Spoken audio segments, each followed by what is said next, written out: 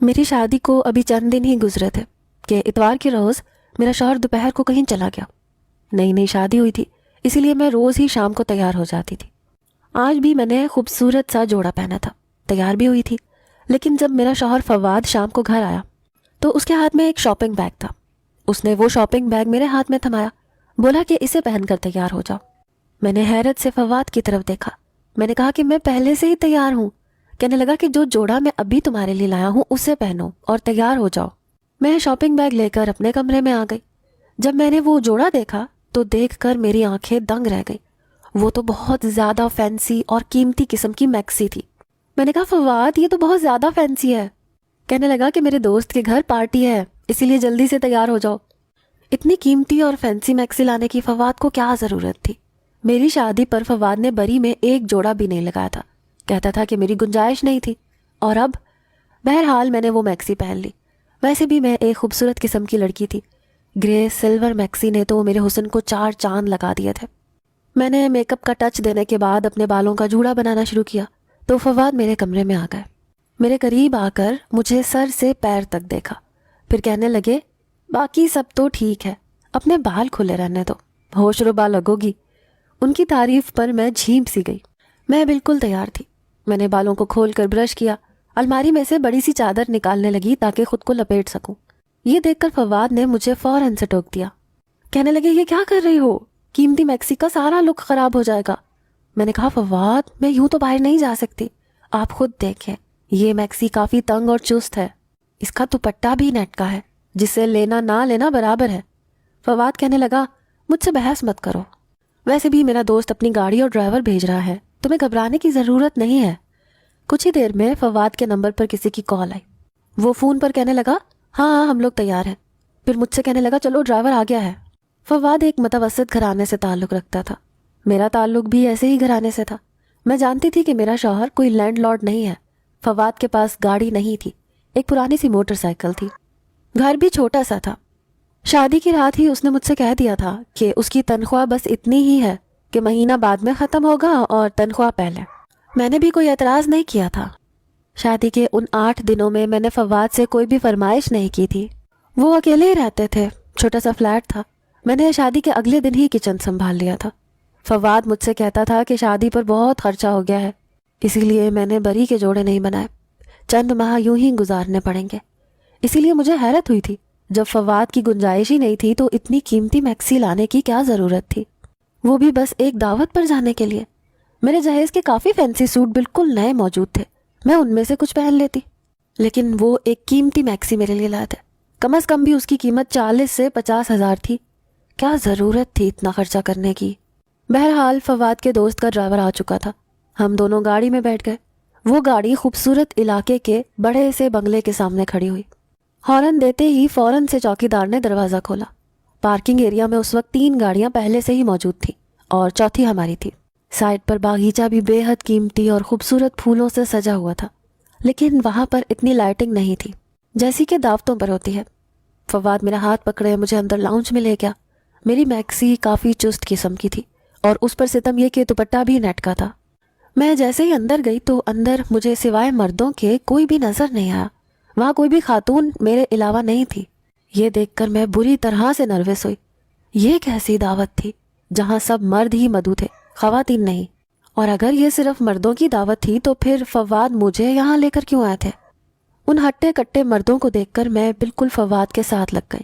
میں نے کہا فواد یہاں تو کوئی بھی خاتون نہیں ہے۔ وہ کہنے لگے یہ سب غیر شادی شدہ ہیں، تو ظاہر سی بات ہے ان کی بیویاں کہاں سے آ سکتی ہیں؟ مجھے اپنے ساتھ لگائے وہ اپنے دوستوں کے پاس لے گئے۔ مجھے حیرت کا جھٹکا اس وقت لگا جب فواد نے میرا تعارف اپنے دوستوں سے کروایا اور وہ مصافحے کے ارادے سے میرے سامنے اپنا ہاتھ بڑھانے لگے۔ میں یہ دیکھ کر پیچھے کو ہٹی تھی، یہ کون سا طریقہ تھا؟ پھر مجھے فواد کے دوست کچھ اچھے بھی نہیں لگ رہے تھے، عجیب تیز سی نظریں تھیں ان سب کی۔ سب مجھے سر سے پیر تک دیکھ رہے تھے۔ ان کی آنکھوں میں ایسی بے باکی تھی کہ مجھے اپنے وجود پر چونٹیاں رینگتی محسوس ہونے لگی۔ میرا دل بہت زیادہ گھبرانے لگا۔ مجھے اس قدر بے چینی لاحق ہونے لگی کہ فوراً سے اس گھر سے باہر نکل جاؤں۔ وہاں اس وقت 5 مرد تھے اور 5 کے ہاتھوں میں کانچ کے گلاسوں میں براؤن رنگ کا مشروب تھا۔ سب کی آنکھیں نہ جانے کس جذبے کے تحت گلابی ہو رہی تھیں۔ ایسا محسوس ہو رہا تھا جیسے نشے کی حالت میں ہوں۔ میں بے تحاشا گھبرائی ہوئی تھی، اسی لیے فواد کے پاس جا کر ان کے پہلو سے لگ گئی۔ میں نے کہا فواد مجھے یہاں نہیں رکنا، مجھے آپ گھر چھوڑائیں۔ کہنے لگے تمہیں کیا ہو گیا ہے؟ کیا لڑکیاں لڑکوں کی محفلوں میں نہیں جاتی؟ مجھے گھبرانے اور ڈرنے والی لڑکیوں سے سخت چڑ ہے۔ مجھے با اعتماد لڑکیاں پسند ہیں جو ہر محفل میں جا سکیں اور انجوائے کر سکیں، اس لیے یہ ڈرپوک لڑکیوں کی طرح ریئیکٹ کرنا بند کرو۔ یہ کہہ کر انہوں نے مجھے بازو سے پکڑ کر خود سے پیچھے کیا۔ میں تو فواد کا یہ رویہ دیکھ کر ہی تذبذب کا شکار ہو گئی تھی۔ میری آنکھوں میں آنسو بھرا ہے۔ اس سے پہلے کہ میں رو دیتی، فواد کا ایک دوست میری جانب بڑھا، کہنے لگا بھابھی آپ کیوں پریشان ہو رہی ہیں؟ میری بیوی دوسرے شہر اپنے میکے رہنے گئی ہے اور باقی سب کنوارے ہیں۔ 1-2 سال رک جائیں، ان سب کی بھی شادیاں ہو جائیں گی تو سب کی بیویاں آ جائیں گی۔ اب اگر ہماری بیویاں نہیں ہیں تو ہم کیا کریں؟ ملنا جلنا چھوڑ دیں۔ ہم نے تو آپ کے لیے بہت اچھے کھانے کا اہتمام کیا ہے۔ اس کا انداز مذاق اڑانے والا تھا۔ پھر وہ فواد سے کہنے لگا آؤ فواد ڈرائنگ روم میں چلتے ہیں، کھانا بالکل ریڈی ہے۔ میں فواد کا ہاتھ زور سے پکڑے ڈرائنگ روم کے ٹیبل تک پہنچی، جہاں پر مختلف قسم کے لوازمات بھرے پڑے تھے۔ میں فواد کے ساتھ ٹیبل پر بیٹھ گئی۔ فواد کے باقی دوست بھی سامنے کرسیوں پر بیٹھ گئے۔ اس کا جو دوست میزبان تھا وہ میری پلیٹ میں مختلف قسم کی ڈشیں ڈال رہا تھا، کہہ رہا تھا بھابھی یہ کھا کر دیکھیں، وہ بھی کھا کر دیکھیں۔ کھانا واقعی بہت لذیذ تھا اور مجھے بھوک بھی بہت لگی تھی۔ عجیب بات تھی، جیسے جیسے میں کھانا کھا رہی تھی میری آنکھیں نیند سے بند ہونے لگی، لیکن میں اپنا ہاتھ بھی نہیں روک پا رہی تھی۔ کھانے کی لذت ہی کچھ ایسی تھی۔ کھانا کھاتے کھاتے مجھے لگا میں یہیں سو جاؤں گی۔ میں نے خمار آلود نظروں سے فواد کی طرف دیکھا، جو اس وقت مجھے 1 کے بجائے 4 نظر آ رہا تھا۔ میں نے کہا فواد مجھے گھر لے چلو، مجھے نیند آ رہی ہے۔ وہ کہنے لگا ہاں چلو۔ یہ کہہ کر جیسے ہی میں اپنی کرسی سے کھڑی ہوئی، لڑکھڑاتے ہوئے میں فواد کی باہوں میں گر گئی۔ بس 1 منٹ لگا تھا مجھے اپنے ہوش سے غافل ہوتے ہوئے۔ صبح جب میری آنکھ کھلی تو میرا سر پوری طرح سے چکرا رہا تھا۔ بمشکل ہی اپنی آنکھیں کھولی تھیں۔ میں اپنے کمرے میں موجود تھی، ابھی بھی اسی میکسی میں ملبوس تھی جو اب مجھے اپنے وجود پر بری طرح سے چبھ رہی تھی۔ میں نے بڑی مشکل سے اٹھ کر بیٹھنے کی کوشش کی۔ مجھے لگا جیسے میرا وجود میرا ساتھ نہیں دے رہا۔ میرے پورے وجود میں درد کی ٹیسیں اٹھ رہی تھیں۔ بمشکل میں نے اپنے دکھتے وجود کو کراؤن سے ٹیک لگا کر بیٹھنے پر مجبور کیا۔ پتہ نہیں کیوں میں چور چور ہو چکی تھی۔ مجھے اپنے اندر ایک عجیب سی کمزوری سی محسوس ہو رہی تھی۔ میں نے دیکھا تو میرا سارا زیور اترا ہوا تھا اور ہاتھوں میں جہاں میں نے چوڑیاں پہنی تھی وہاں پر کھرونچوں اور زخموں کے نشان تھے۔ یہ دیکھ کر مجھے حیرت ہوئی تھی۔ میں ابھی ٹھیک سے ہوش و حواس میں بھی نہیں آئی تھی کہ جب فواد ٹرے میں بے تکلف ناشتہ لے کر اندر داخل ہوئے۔ بہت خوش لگ رہے تھے۔ مجھ سے کہنے لگے دیکھو آج میں تمہارے لیے پوری حلوے کا ناشتہ لایا ہوں۔ میں نے کہا پتہ نہیں فواد، میرے جسم میں بے تحاشا درد ہے۔ میری بات پر وہ فکر مند ہونے کے بجائے مسکرانے لگا، کہنے لگا رات تم بہت زیادہ خوبصورت لگ رہی تھی، پھر مجھ پر بے ہوش ہو کر گر بھی گئی تھی، اسی لیے گھر آتے ہی میری نیت تم پر خراب ہو گئی تھی۔ فواد کافی شوخ مزاجی میں تھا۔ میری نظریں خود بخود جھک گئی۔ کہنے لگا تم ناشتہ کرو، میں تمہارے لیے درد کی دوا اور گرما گرم چائے لاتا ہوں، پھر یہ درد بھی آدھے گھنٹے میں ٹھیک ہو جائے گا۔ مجھے حیرت ہو رہی تھی کہ ان 8 دنوں میں تو فواد نے کبھی مجھ سے ایسی جنونی محبت کا اظہار نہیں کیا تھا، کیونکہ میرے پورے وجود پر زخم تھے۔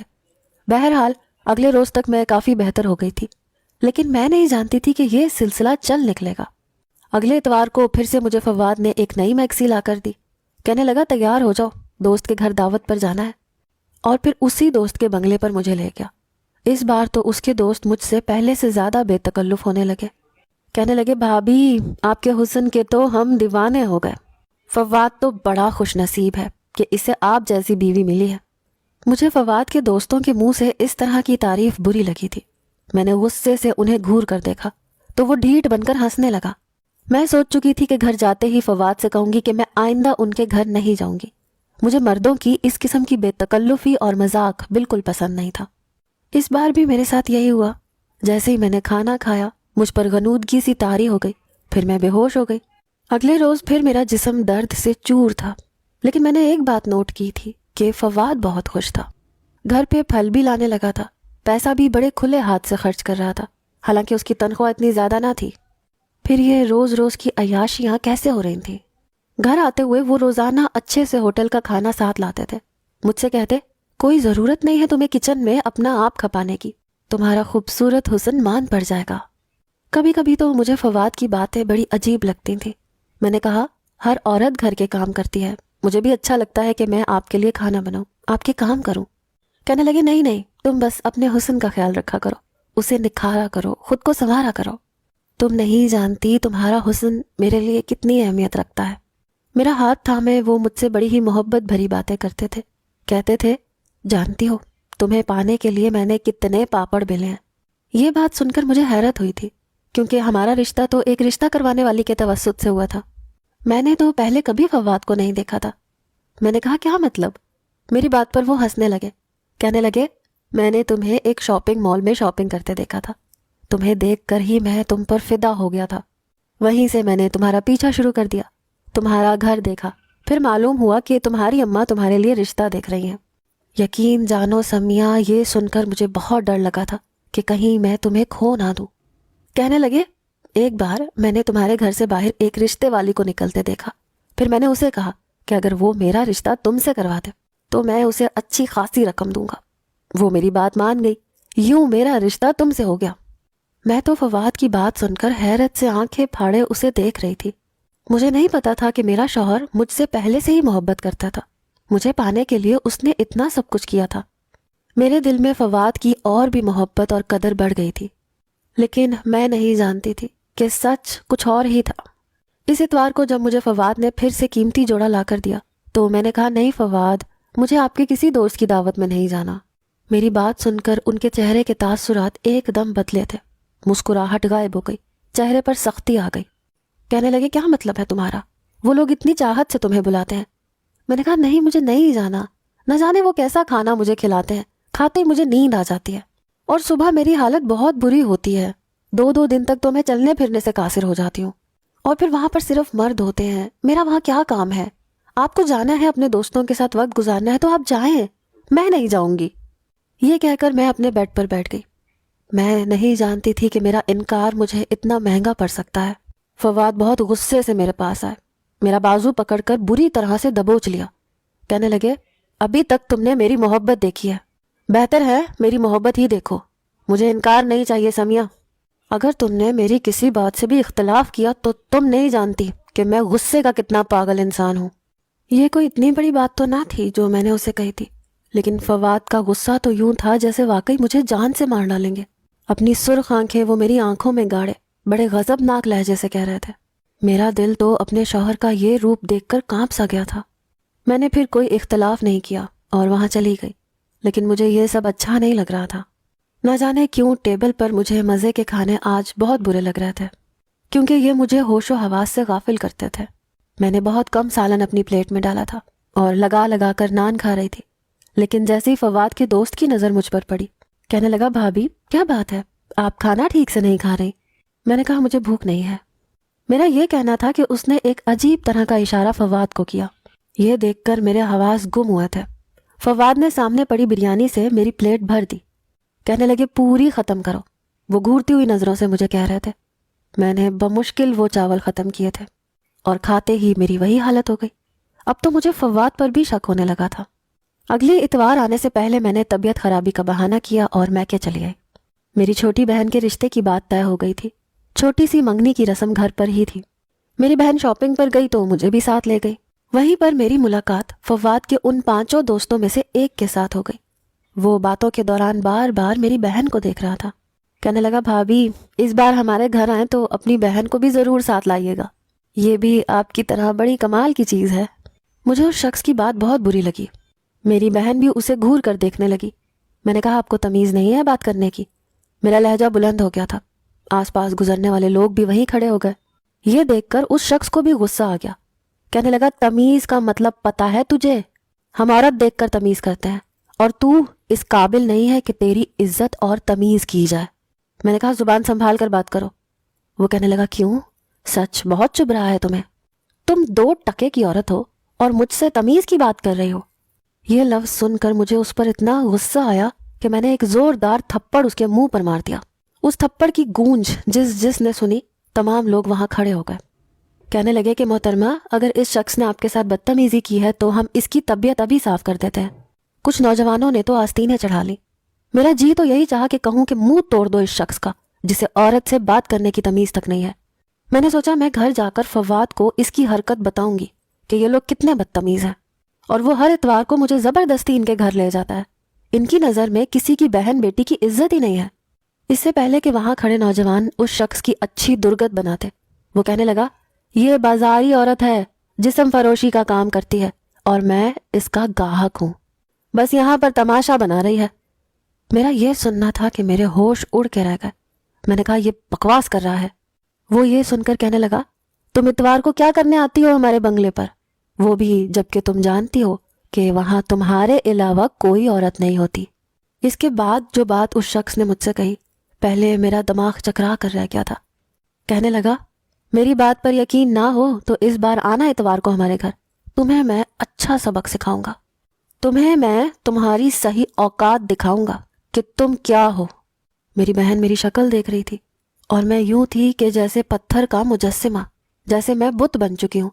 بہت سے لوگ مجھے عجیب سی نظروں سے دیکھتے ہوئے وہاں سے چلے گئے۔ وہ شخص غصے سے پھٹ پڑا، مجھے گھورتا ہوا وہاں سے چلا گیا۔ میری بہن نے میرا ہاتھ پکڑا، مجھے گھسیٹتے ہوئے بازار سے باہر لے آئی۔ کہنے لگی، آپی یہ سب کیا بکواس کر رہا تھا؟ میں نے کوئی جواب نہیں دیا۔ میرا تو دماغ چکرا رہا تھا، میرا جی اتنا گھبرا رہا تھا کہ جیسے ابھی میرے دل کو کچھ ہو جائے گا، وہ پھٹ جائے گا۔ مجھ پر عجیب سی بدحواسی طاری ہونے لگی۔ میری بہن میری غیر حالت دیکھ کر مجھے میکے لے گئی، لیکن مجھے وہاں بھی چین نہیں آیا۔ میں فوراً سے اپنے گھر چلی گئی۔ گھر گئی تو فواد کا موڈ بہت خراب تھا۔ کہنے لگا، رہ لیا اپنی ماں کے گھر، اب اگر تم نے میکے رہنا ہو تو تم ورکنگ ڈے میں جا کر رہنا، ایک اتوار کی تو چھٹی ہوتی ہے میری، وہ بھی تم میری برباد کر دیتی ہو۔ میں نے کوئی جواب نہیں دیا، کیونکہ میں کچھ بھی کہتی وہ غصے میں اور بھڑکتا اور مکر جاتا۔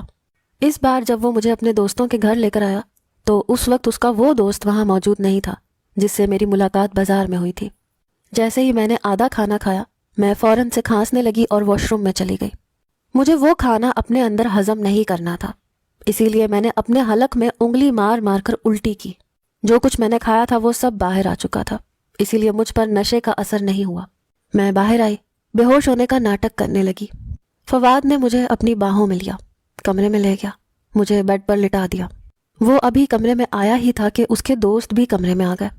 فواد کہنے لگا، اس بار میں ڈبل قیمت لوں گا، جو حشر تم لوگ رات بھر میری بیوی کے ساتھ کرتے ہو وہ بیمار رہنے لگی ہے، تم لوگوں کے دیے ہوئے آدھے پیسے تو اس کی دوائی اور ڈاکٹر کے خرچے میں چلے جاتے ہیں، مجھے کیا فائدہ ہوا؟ اس کے دوست کہنے لگے، ہمیں منظور ہے، تم اس کی جتنی چاہے قیمت لے لو۔ میرا جی چاہا زمین پھٹے اور میں اس میں سما جاؤں۔ میرا شوہر میری ہی عزت کا سوداگر تھا۔ شوہر تو بیوی کا محافظ ہوتا ہے، اسے گندی نظروں سے بچانے کے لیے وہ دست و گریباں ہونے سے بھی گریز نہیں کرتا۔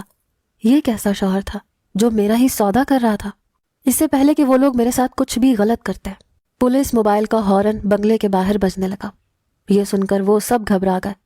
میں یہاں آنے سے پہلے پولیس کو ساری انفارمیشن دے چکی تھی۔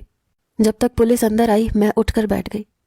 مجھے یوں بیٹھتا دیکھ کر فواد اور باقی مردوں کی بھی رنگت اڑ گئی۔